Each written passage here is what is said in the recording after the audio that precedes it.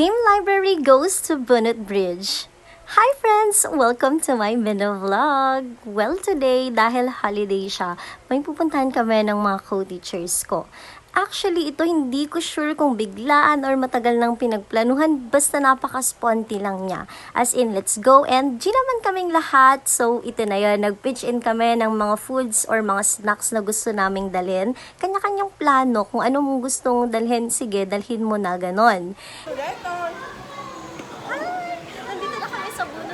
And kasama ko yung mga co-teachers ko. Okay, first ipapakilala ko sa inyo si Ma'am Rose. Hello. Ang dakilang mami ng lahat. Thank you, Ma'am Rose, sa pag-prepare. Halos 90% siya yung nag-prepare, guys. And this is our driver, Berto. Say hi. Ay, Marjon pala. Okay. Next na kasama ko ay si Ma'am Rosalie and si Hazel. Hi. Kakatapos lang nilang mag-pictorial. Fresh na fresh. Say hi. Siya naman yung isang kasama namin na student. Coffee is life, kaya naman hindi pwedeng wala tayong dalhin coffee dahil pagdating pa lang namin gusto ko nang magkape. Girl, ako lang to. Sanay naman yung mga kasama ko sa akin and hindi pa oras ng kainan pero kailangan ko na talagang tikman tong pansit ni Ma'am Rose kasi itsura pa lang talagang sobrang sarap na and syempre hindi ka magkakamali basta lutong Ma'am Rose alam na perfect taste. And syempre dahil nga pinangunahan ko na sumunod na rin yung mga kasama ko kaya kitang-kita yung itsura namin dyan. Ang sasaya ng mga teachers na yan, akala mo naman hindi ba mo problema ulit pagpasok sa school. Char! Shoutout nga pala kay Ma'am Florence na halos hindi na nagpahinga, kaka-serve, kaka-prepare ng mga food namin dito. Actually, isa rin siya sa mga nagbigay sa akin ng mother figure, so thank you very much, Ma'am Florence. This is my cousin Kael, nag-enjoy na siyang nagsiswimming dyan kahit mag-isa pa lang siya. Hindi pa kasi naliligo nung sinundo namin, kaya siguro gusto na niyang maging fresh. And dito naman kami ni Hazel, gusto namin pumunta dun sa medyo malayo para sa pictorial. Alam mo na yon, photoshoot. Kaya ngayong person hindi siya makakaligo ngayon kasi naka-red days tayo guys, naka-red alert tayo. Kaya mag-enjoy na lang ako sa pag-picture. Sumama na rin yung mga kasama ko, kaya ayan, pumupwesto na kami. Ito yung kagandahan kapag may kasama kayong student. Actually, yung estudyante na hindi yun pinilit ha. Tinawag siya ng ka-close din niya na teacher. So, siya yung nag-serve as our photographer, which is, nag-enjoy naman siya. Halata naman na di namin makuha yung magandang lighting, kaya palipat-lipat, papalit-palit kami ng pwesto. Hanggang dito lang talaga ako sa gilid-gilid kasi hindi nga ako pwedeng mabasa. Hindi na rin ako nagdala ng extra clothes. Pabalik na kami ngayon dun sa cottage namin and say hi to the vlog. Gina sila mag-vlog guys. Gusto na makita yung itsura nila sa camera kaya gusto ko din naman. Syempre, ever supportive Ma'am Rosalie to Ma'am Rose kasi napakaganda ng kanyang pa-outfit. At ako naman, ayan, yan na lang yung gawain natin kasi hindi naman tayo makakaligo. Kung napapansin nyo, nandito kaming lahat. Well, don't you worry about our stuffs kasi merong naiwan dun sa cottage namin. Actually, hindi pala sa cottage. Dun sa space namin, si Berto, yung sinabi ko kanina na driver namin. Siya yung nagbantay ng mga gamit and at the same time, naiwan sa pagbabantay ng mga niluluto. O, diba? Enjoy na enjoy ang lahat. Ito yung mga prepare, mga dinala naming foods. Akala namin talaga hindi magiging ganito karami. Kaya nung tinitignan namin, ang problema namin dito is hala, paano natin siya uubusin? So, habang nag-iisip kami kanina kung paano namin ito uubusin, na-realize namin na pwede namang hindi namin siya ubusin dito kasi meron pa kaming second location in mind which is Centinela Beach.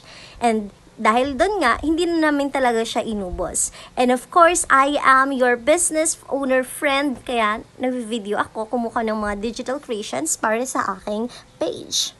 Here are some of the foods na kailangan din namin kainin kasi dinala namin siya, hindi pwedeng masayang.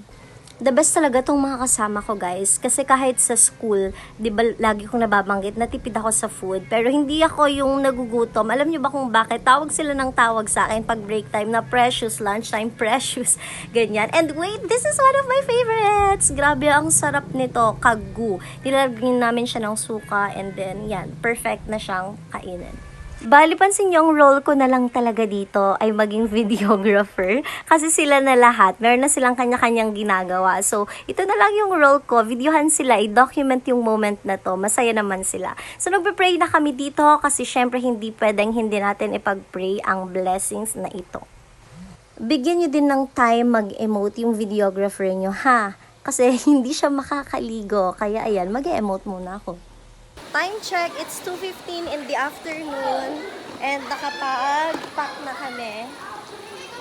Ayan, si Ma'am Florence. Tinutuloy niya yung pag-pack. Wait, itutour ko kayo dito sa Bunot Bridge. Tara dun sa taas, dun sa mismong bridge. Okay, let's go! Dun kami galing and then dito tayo aakyat papunta doon sa mismong bridge na tinatawag natin na Bunot Bridge.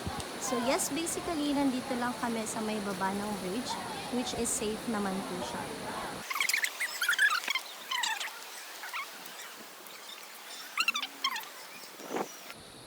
Yan yung... Ay! Say hi to my swatches! So this is Bunot Bridge. Yan.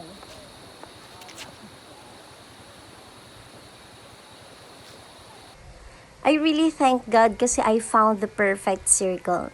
Hindi naman sa perfect na perfect, pero para sa akin, ito na yon. Ito na yung circle na kailangan ko. Kaya napaka-thankful ko kasi feeling ko na-ordained talaga ni God na ma-meet ko yung mga taong to kasi sobrang bait nila sa akin. Wala akong masabi. Napaka-thoughtful nila, napaka-loving. Feeling ko talaga super bunso ako kasi pagkasama ko sila parang wala ka ng problema. Sila na lahat, ganon. Kaya thankful ako sa family na to. Sa friends ko na to and I super love them. Hindi ko sila may pagpapalit, guys. Kaya kayo, kung nasa isang place kayo, sa workplace na talaga namang yung mga kasama ninyo ay mapapasabi ka ng, thank you Lord, you are so blessed. And deserve naman nating lahat na mapunta sa ganitong klaseng trabaho, sa ganitong klaseng workplace. Tandang-tanda ko pa nung wala akong work, palagi kong nilalagay sa prayers ko pagka nagde-devotion ako na, Lord, i-prepare mo po yung heart ko. Gawin mo po akong maging better person para makatulong ako sa mga workmates ko, maging better co-worker ako. And at the same time, pinagpe-pray ko din palagi noon na sana yung mapuntahan kong school, yung community ay hindi siya maging toxic for me. And syempre ako, hindi rin ako maging toxic for them. And that was an answered prayer. Salamat sa mga kasama kong to. This is a well-deserved break pero hindi pa dito nagtatapos ang lahat. Meron pa akong i-upload dahil meron kaming part 2 for this one. Yun lang for today. Bye!